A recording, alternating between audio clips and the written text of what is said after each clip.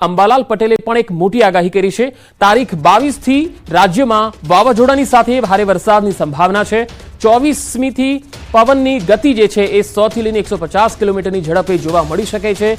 મુંબઈ ગોવા વચ્ચે બની રહી છે એક સિસ્ટમ। તારીખ 24 થી 28 મે દરમિયાન આ સિસ્ટમ વધારે સક્રિય બનશે। દક્ષિણ ગુજરાતમાં ભારે વરસાદની સંભાવના છે।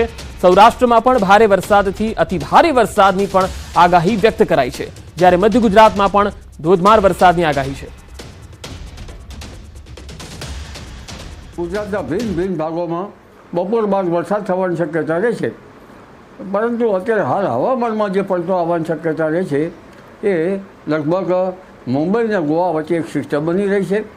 તારીખ 22મી આ સિસ્ટમની કંઈક અસર જરા છે અને તારીખ 24 થી 28માં આ સિસ્ટમ વધારે મજબૂત બનશે અને ધીરે ધીરે આ સિસ્ટમ તારીખ 23-24ની આસપાસમાં વાવાઝોડામાં પરિવર્તિત થશે અને લગભગ પવનની ગતિ આ વખતે વાવાઝોડાની ક્યારેક 100 કિલોમીટર થઈ શકવાની શક્યતા રહેશે, ક્યારેક 100 કિલોમીટર ઉપર, ક્યારેક 150 કિલોમીટર પચીત જ જઈ શકે, પરંતુ દરિયો જાણે વલ્લવાતો હોય તેવું જણાશે।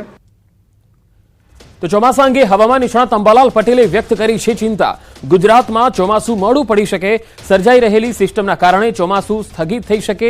આગામી વાવાઝોડાની સ્થિતિની અસર ચોમાસા પર પડશે।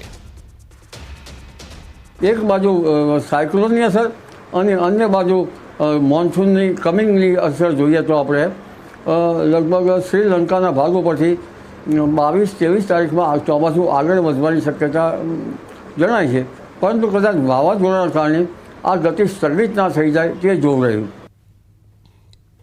તો ગુજરાતના નજીક વાવાઝોડાનું સંકટ ઊભું થયું છે, ત્યારે હવામાન નિષ્ણાત પરેશ ગોસ્વામીએ અનુમાન પણ વ્યક્ત કર્યું છે કે ગોવાથી દક્ષિણ પશ્ચિમ અને કેરળથી ઉત્તર પશ્ચિમમાં એક દરિયાની અંદર સિસ્ટમ બની રહી છે, સાયક્લોનિક સર્ક્યુલેશન બની રહ્યું છે। આ સાયક્લોનિક સર્ક્યુલેશન છે એને અત્યારે અમે સતત એના ઉપર નજર રાખશું, કેમ કે આગળના દિવસની અંદર સાયક્લોન સ્ટ્રોમ બને તેવી શક્યતાઓ આની અંદર છે। જો કે બનશે જ એવું 100% નથી, પણ શક્યતાઓ દેખાઈ રહી છે। ઘણા બધા પરિબળો છે એ વાવાઝોડું બને તેવા સક્રિય થયા છે કે કદાચ સાયક્લોન બને તો પણ અને કદાચ સાયક્લોન ન બને તો પણ ગુજરાતની અંદર મે મહિનાના છેલ્લા અઠવાડિયાની અંદર વરસાદની શક્યતાઓ છે। જો કદાચ એ સિસ્ટમ છે વાવાઝોડું બનશે તો પવન સાથે અતિ ભારે વરસાદ પડશે અને કદાચ એ સિસ્ટમ છે વાવાઝોડા સુધી ન પહોંચે તો ડીપ ડિપ્રેશન અથવા તો ડિપ્રેશનના સ્વરૂપમાં આવે તો પણ ગુજરાતની અંદર 23-24 તારીખથી લઈ અને 31 મે સુધીની અંદર અનેક જગ્યાએ વરસાદ પડે તેવી શક્યતાઓ છે। બની શકે કે હવે ઓછા વરસાદો હોય 1-1.5 ઇંચ સુધીના વરસાદો પડે તો પણ વાવણી લાયક વરસાદ થઈ જાય, જમીન પૂરી પલળી જાય છે અને એને વાવેતર યોગ્ય વરસાદ પણ ગણી શકાય। એટલે વાવેતર પણ આની અંદર થઈ શકે છે, કેમ કે 22-23 તારીખ બાદ ગુજરાતની અંદર વરસાદની શરૂઆત થવા જઈ રહી છે। જોકે આ નૈઋત્યનું ચોમાસું નહીં હોય, આને પ્રી મોન્સૂન એક્ટિવિટી અથવા તો કોઈ વરસાદી સિસ્ટમની તીવ્ર અસર ગણવાની રહેશે।